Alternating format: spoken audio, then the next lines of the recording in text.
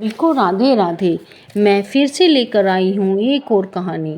उम्मीद करती हूँ ये सारी कहानियाँ आप सभी को अच्छी लगती होंगी। ज़रूर, तभी तो आप इतने ध्यान से और प्यार से सुनते हैं। आप सभी के प्यार के लिए बहुत बहुत धन्यवाद। एक शहर में रामलाल नाम का एक सेठ रहता था। सेठ की पत्नी का नाम रमा था। उन दोनों की शादी को 11 वर्ष बीत गए थे, लेकिन उनके कोई संतान नहीं थी। रमा राधे कृष्ण की भक्त थी। वह पूजा पाठ करती, मंदिर जाती थी। रमा मंदिर से प्रसाद लाती और रामलाल को देती। वह कहता, तुम्हारे राधा कृष्ण ने अभी तक हमें संतान की खुशी नहीं दी, तो मैं यह प्रसाद क्यों लूं? रमा कहती कि राधा कृष्ण हमें संतान का सुख जरूर देंगे, आप विश्वास रखिए। रामलाल को अपने व्यापार का बहुत घमंड था, क्योंकि उसका व्यापार बहुत अच्छा चल रहा था। वह रमा से कहता, हमारा व्यापार राधा कृष्ण की वजह से नहीं, यह तो मेरी मेहनत का फल है। जितना सेठ रामलाल कमाते थे, उतना ही और धन कमाने की लालसा बढ़ती जाती। रमा कहती, आपने इतना धन कमाया है, थोड़ा दान पुण्य भी क्या करो, राधे कृष्ण के मंदिर में जाकर भंडारा क्या करो और दुखी लोगों की सहायता करो और गरीब बच्चों के लिए स्कूल खुलवा दो, वह सब हमें बहुत दुआ देंगे। रामलाल कहता, दुआ से पेट नहीं भरता, मैं मेहनत करता हूँ और अपना धन गरीबों में बांट दूँ, यह कैसी बातें कर रही हो? रमा चुप हो जाती है और मन ही मन राधा कृष्ण से कहती है, हे मेरे राधा कृष्ण, इन्हें क्षमा कर देना, ये आपके नाम की महिमा नहीं जानते।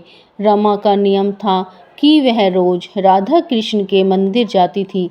रमा राधा कृष्ण के मंदिर में बैठकर पिछले 9 साल की बातें याद कर रही थी। डॉक्टरों को दिखाया तो डॉक्टर ने भी यही कह रहे थे कि अब आपको कभी संतान नहीं हो सकती। यही सब बातें सोचकर रमा उदास हो जाती थी।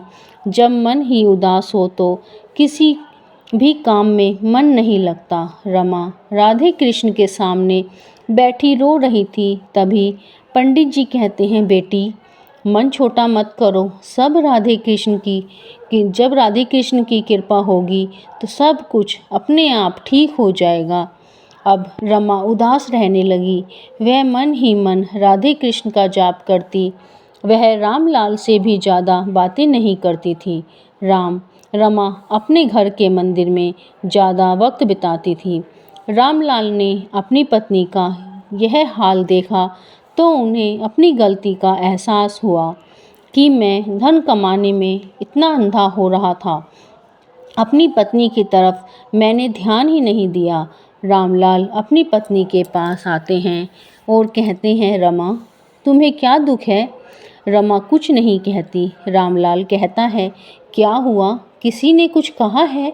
वह कहती है, आप दिन रात इतना धन कमाते हो, कभी सोचा है जो धन आप कमा रहे हो हमारे बाद कौन उपयोग करेगा?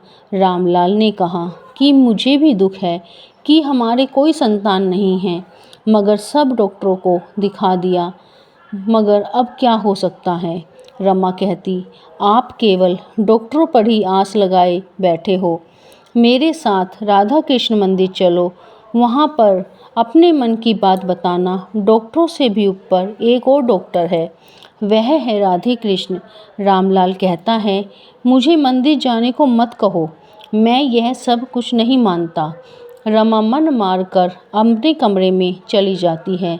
रात को जब रामलाल सोया होता है तो उसे आवाज़ आती है कि उसके घर में कोई चल रहा है।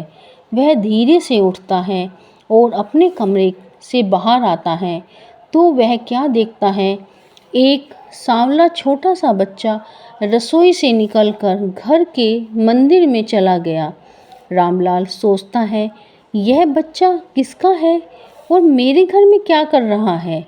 वह रसोई में जाता है तो देखता है कि एक कटोरी में माखन मिश्री झूठे रखे हैं। वह कहता है, ये माखन मिश्री जरूर इसी बच्चे ने खाए होंगे। वह घर के मंदिर में जाता है तो क्या देखता है, वह सांवला सा बच्चा माखन मिश्री खा रहा है। उसके सारे मुख पर माखन लगा है। वह रामलाल को मीठी सी आवाज़ में कहता है, पिताजी पिताजी। रामलाल की आंखें भर आती हैं। वह घुटनों के बल नीचे बैठ जाता है। रामलाल कहता है, बेटा कौन हो तुम? वह कहता है मीठी आवाज़ में, माँ रोज ही तो आती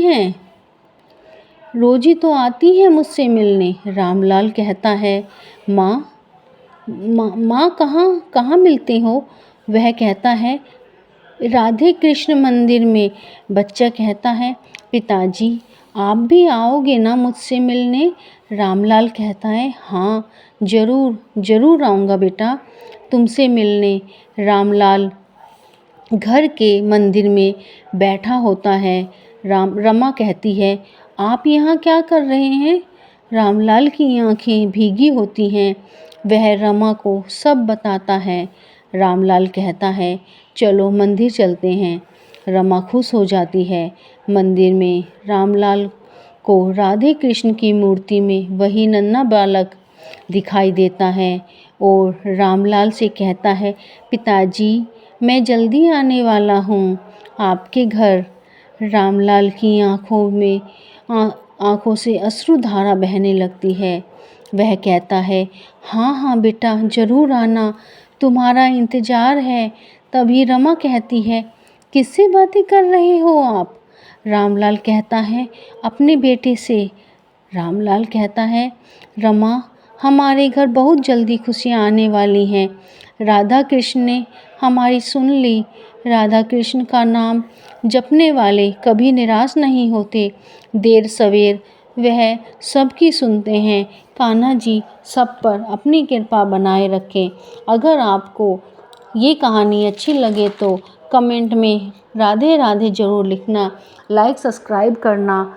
फिर मिलेंगे एक और नई कहानी के साथ। राधे राधे।